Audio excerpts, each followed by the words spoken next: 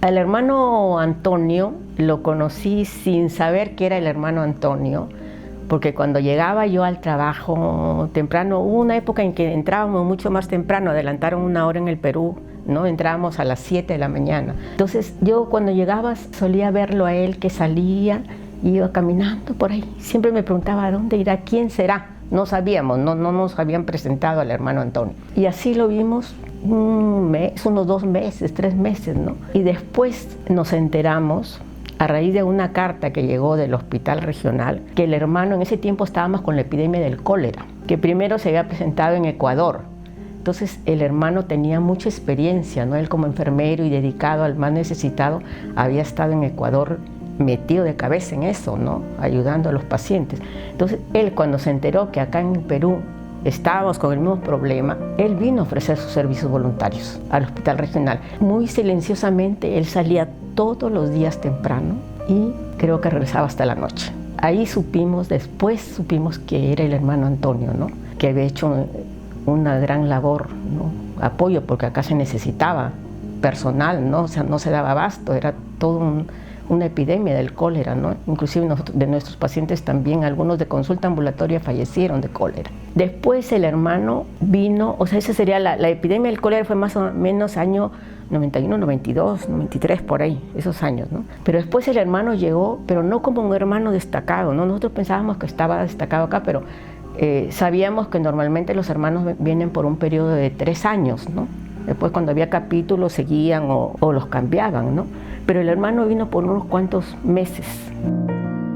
Éramos 2 trabajadores sociales, entonces nosotros nos repartíamos el trabajo. 6 meses, una estaba en hospitalización, dedicada de lleno a los hospitalizados, y la otra consulta externa. Entonces cuando el hermano Antonio vino, yo estaba en hospitalización, entonces lo frecuentaba más. Él muy dedicado a los pacientes, de preguntar todo de su familia, cómo es, ¿no? Si los ayudaban, si no los ayudaban, si había presencia familiar, o sea, muy dedicado, ¿no? A él. Pero también muy dedicado, a veces salía y me decía, María Luisa, ¿dónde queda Nueva Esperanza? ¿O dónde queda San José?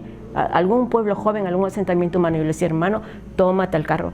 Me dice, pero si tú indícame más o menos, ya yo le indicaba. Y en alguna oportunidad que yo salía a hacer alguna visita, entonces yo lo veía el hermano a pie. Era un hermano tan humilde, porque ¿qué le costaba pedir para un pasaje, para un taxi, no? Pero él no lo pedía, él caminaba. Y que se iba a ver a personas, a pacientes. Por ejemplo, después nos enteramos, yo me enteré después porque una señora lo llevó a buscar, una ancianita, y me dice, él está curando a mi hija que se ha quemado.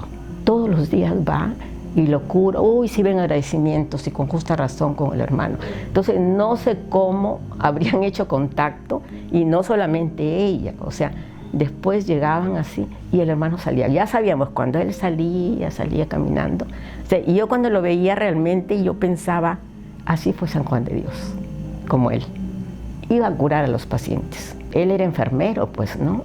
Y así pasó el hermano en San Juan de Dios, realmente haciendo una labor admirable, no solamente con los pacientes, sino con pacientes de afuera, ¿no? Que ahora yo digo, quizás si hubiésemos previsto un futuro, hubiésemos tomado direcciones de esos pacientes que hubieran dado un testimonio, pero fueron varios en el poco tiempo que él estuvo, porque no estuvo años acá, estuvo meses, pero se dedicaba bastante a ese tipo. Y yo siempre me intrigaba, ¿y cómo supo el hermano de esta señora, ¿no? Que necesitaba? No sé cómo saber, pero él iba, si era de curarle sus heridas todos los días salía, y salía a pie y regresaba a pie. O sea, así era el hermano. Y yo estaba buscando, porque yo tenía una foto del hermano, porque le dimos un almuerzo de despedida, cosa que él no quería, porque él era enemigo de esas cosas, ¿no? A él no le gustaba nada. Era un tipo bien sencillo, callado, ¿no? Y había una canción que decía que en una estrofa, un estribillo decía, no pare, sigue, sigue, no pare, sigue, sigue. Entonces el hermano, cuando veía a Antonio, creo, a los de mantenimiento, que estaban, pues ustedes que los de mantenimiento a veces están que conversan por ahí, y el hermano pasaba y les cantaba, no pare, sigue, sigue, y los hacía reír, ¿no? Y él era así, o sea, muy serio, bien adusto, todo él, ¿no? Que inspiraba mucho respeto.